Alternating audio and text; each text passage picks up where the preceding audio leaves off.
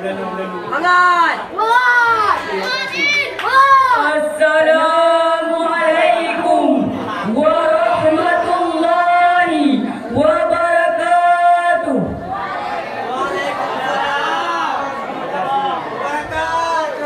Orang kurus jarang makan, orang gemuk kebanyakan makan. Mumpung salam belum kami ulang, yang ingin ke WC dipersilahkan. Jika Amerika Serikat bertemu dengan kita, mereka mengatakan, "What are you?" Jika remaja dan pemuda bertemu dengan pacarnya, mereka mengatakan, "I love you." Jika Nabi bertemu dengan sahabatnya, beliau mengatakan, "Assalamualaikum warahmatullahi wabarakatuh."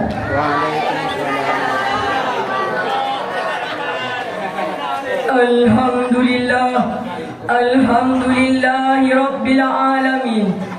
Wa bihi nasta'in ala umuri dunya waddin wa ala alihi wa sahbihi ajma'in, amma ba'du. Pertama-tama di awal langkah yang paling utama, tiada kata yang lebih indah melainkan kata memuja dan memuji Allah Subhanahu wa Ta'ala yang telah menjadikan 7 petala langit dan 7 petala bumi, menghiasi laut dengan ombak-ombak, menghiasi langit dengan penuh bintang-bintang.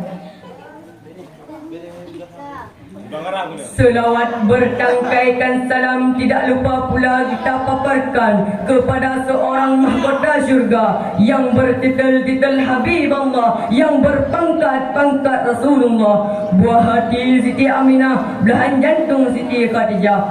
Namun siapakah beliau? Beliau tak lain dan tak bukan melainkan baginda Nabi besar Muhammad sallallahu alaihi wasallam. Dalam menghadapi masa depan remaja yang lebih baik, yang sangat menentukan adalah ilmu pengetahuan. Apalagi kehidupan di zaman sekarang ini, kemajuan ilmu pengetahuan dan teknologi semakin canggih, berbagai masalah yang dihadapi semakin kompleks dan rumit, yang semuanya ini memerlukan penguasaan ilmu pengetahuan dan teknologi yang luas dan dalam. Apabila anak-anak berilmu lemah, tidak menyam pendidikan dengan baik, lantas bagaimana menggapai masa depan lebih cerah dalam menghadapi zaman yang penuh tantangan ini?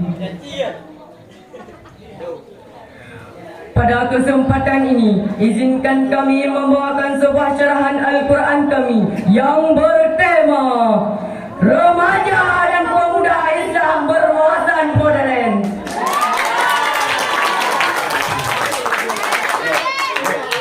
Dengan firman Allah dalam Al-Quran surah At-Taha ayat 114 yang sekaligus sebagai landasan normatif syarah kami yang akan lantunkan oleh qari kami sebagai berikut. A'udzu billahi minasyaitonir rajim.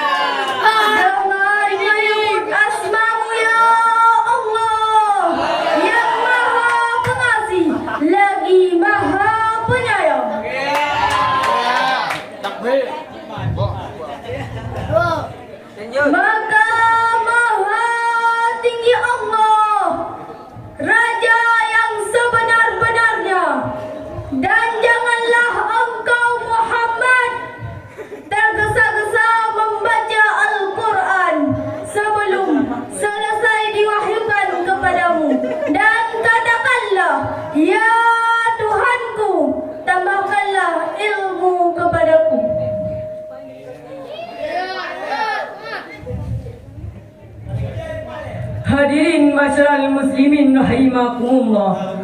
Ilmu merupakan kata yang berasal dari bahasa Arab, masdar dari alima ya'lamu yang berarti tahu atau wawasan. Dalam bahasa Inggeris, ilmu biasanya dipadankan dengan kata sains, sedang wawasan dengan kata knowledge. Dalam bahasa Indonesia, sains umumnya diartikan dengan ilmu, tapi sering juga diartikan dengan ilmu pengetahuan, meskipun secara konseptual yang bermakna sama. Kita sudah banyak tahu dan kita sudah sering mendengar atau membaca mengenai era globalisasi. Salah satu aspek positif adalah terbukanya jalur komunikasi dan informasi yang sangat luas dan hampir tak terbatas. Rekan-rekan tentu sering mendengar orang bicara mengenai internet dan lain-lain. Kecanggihan teknologi ini membantu kita mendapatkan informasi dengan sangat cepat, tepat dan akurat. Begitu banyak hal yang dapat kita pelajari dan ketahui melalui jaringan internet ini, yang semuanya semata-mata tergantung kepada kemauan kita untuk memanfaatkan fasilitas ini. Di dalam era globalisasi, kita juga dapat melihat adanya perubahan-perubahan ke arah perdagangan bebas yang nantinya akan memperlancar kegiatan bisnis dan transportasi antar negara. Jeff Zaleski, seorang pakar komunikasi dunia, dalam bukunya Spiritual Warfare menyatakan, zaman sekarang ini berkembangnya informasi sudah sampai pada tahap yang menghiraukan.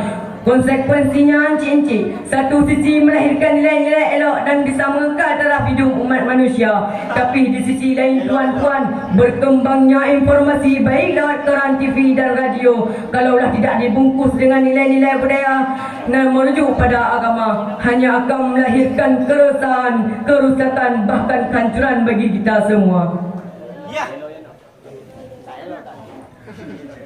Lantas timbul pertanyaan, sebagai seorang remaja Muslim, bagaimana sikap seorang remaja Muslim untuk mempersiapkan diri dalam menghadapi zaman yang akan kami hadapi di dalam era globalisasi nanti?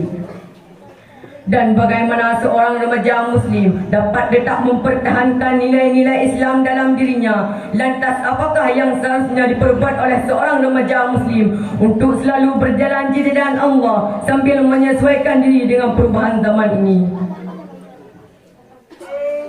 Dengan melihat uraian sebelumnya, nampak jelas bagaimana kedudukan ilmu dalam ajaran Islam.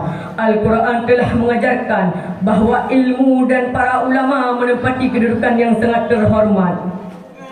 Sementara hadis Nabi menunjukkan bahawa menuntut ilmu merupakan suatu kewajiban bagi setiap Muslim.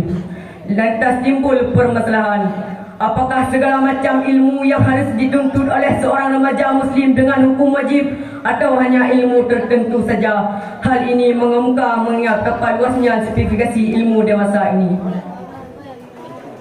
Kesimpulan yang dapat kami ambil di cerahan kami adalah, jika remaja dan pemuda adalah tongkat maju mundurnya suatu negara, untuk itu, mari kita dekatkan para remaja dan pemuda dengan Al-Quran dan hadis agar menjadi remaja dan pemuda yang baik. Bukan hanya pemuda yang hanya bisa bergaya.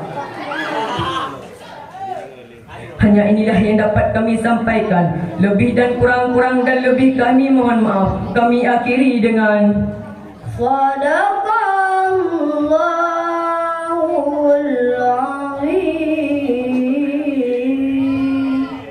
Maha benar Allah atas segala firman-Nya.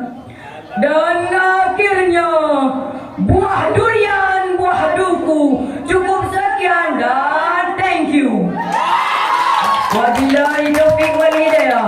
Assalamualaikum warahmatullahi wabarakatuh. Waalaikumsalam warahmatullahi wabarakatuh. Peserta barusan tampil tadi atas nama pensyarah Muhammad Jalaluddin, karya Syarif Hidayatullah, sedangkan sali tilawah Muhammad Furqan, perwakilan kelas 2 Pukla.